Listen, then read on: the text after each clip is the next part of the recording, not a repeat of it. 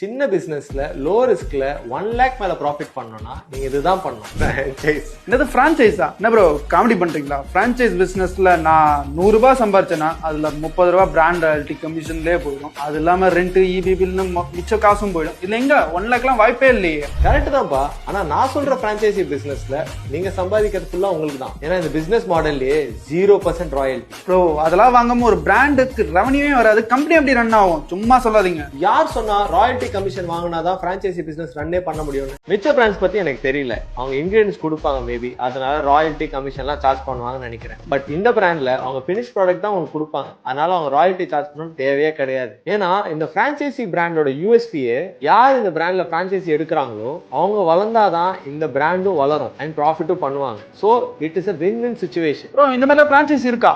என்ன ப்ரோ இதுக்கே ஷாக் ஆயிட்டு இருக்கீங்க? ஆல்ரெடி 20+ ஸ்டோர்ஸ் பேன் இந்தியா லெவல்ல சூப்பரா போயிட்டு இருக்கு. அண்ட் இதுல முக்கால்வாசி பேர் 9 to 5 ஒர்க் பண்ணிக்கிட்டு இதையும் சக்சஸ்ஃபுல்லா ரன் பண்ணிட்டு இருக்காங்க. ப்ரோ அது என்ன பிராண்ட்னு சொல்லுங்க, கண்டிப்பா நானும் ஸ்டார்ட் பண்றேன். ப்ரோ நம்ம அப்புறம் டிஸ்கஸ் பண்ணுவோம். I'm a king, but I fuck with my saint. They call me a bad man, that's a fucking good thing. I'm a